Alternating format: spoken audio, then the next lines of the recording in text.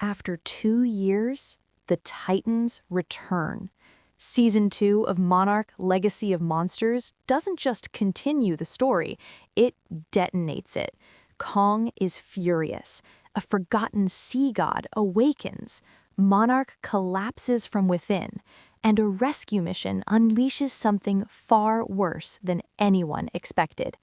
Today, we're breaking down everything that happens in Episode 1, from Kong's rampage to Titan X's terrifying arrival to Li Shaw's shocking return and what it all means for the future of the MonsterVerse. This is your full, deep explanation of Monarch: Legacy of Monsters Season 2, Episode 1. Let's begin. The episode wastes absolutely no time. We pick up immediately after Season 1's finale. Kate, Mei, Keiko, Kentaro, and Hiroshi have just escaped Axis Mundi, the mysterious Titan realm. But they escaped through an Apex cybernetics facility built on the worst possible location, Skull Island, Kong's home. And Kong is not happy. Helicopters scramble as Kong destroys the facility. Concrete shatters, metal twists, the sky fills with smoke. 16 Monarch personnel die in the chaos. And the show makes sure we feel that number. This isn't just spectacle, this is consequence. But here's the important detail, and this is crucial. Kong doesn't attack randomly. Later, when footage is reviewed, Keiko notices something in the background, a small, spiked, orb-like creature with tentacles. Kong wasn't just rampaging, he was reacting. Something else had crossed over, and that changes everything. Keiko wakes up in a high-tech floating Monarch facility called Outpost 18. She's disoriented. She's lost decades of time, and now she learns Li Shaw is still trapped in Axis Mundi. Deputy Director Natalia Verdugo makes Monarch's stance clear.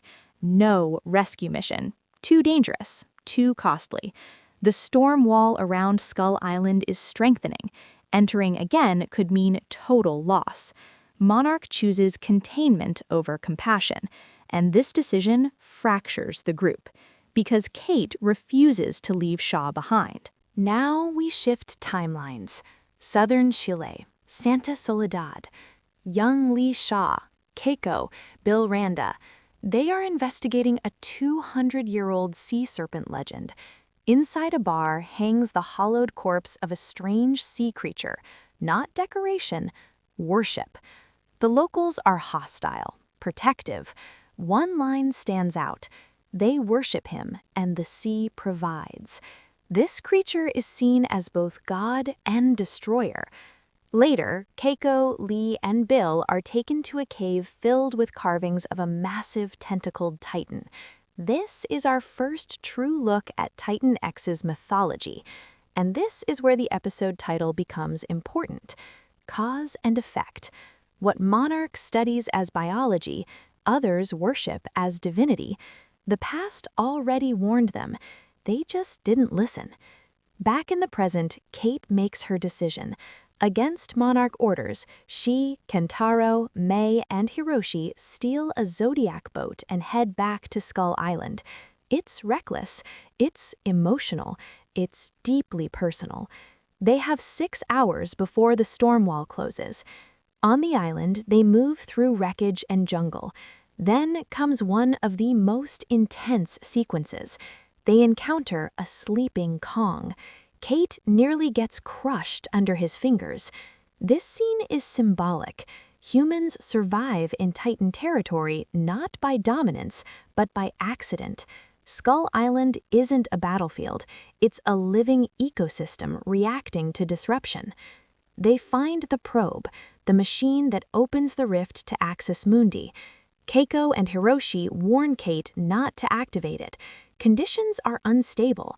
Other Titans could cross over, but Kate ignores them. She activates the portal. This is the moment everything spirals. Inside Axis Mundi, Li Shaw sees the pod streak across the sky. He runs toward it, but he isn't alone. Swarms of scarab-like creatures, the same species tied to Titan X, attack him. He barely fights one off with a dagger. This tells us something important. These creatures are not minor threats, and at least one makes it back through the portal with him. Shaw boards the pod. He's coming home, but something else follows. Titan X crosses through, a massive tentacled kaiju. It crashes onto the Monarch tanker. In seconds, control collapses.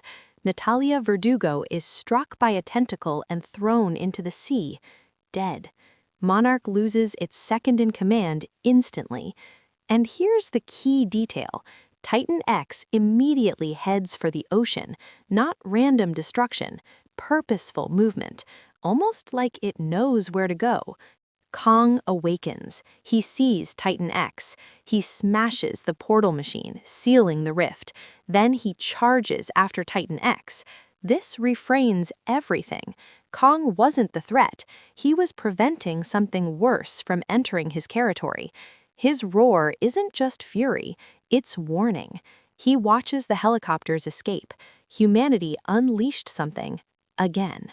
This episode isn't just about monsters. It's about hubris, institutional arrogance, generational repetition, love and consequence. Hiroshi had 2 families. Keiko loved 2 men. History repeats itself emotionally and scientifically.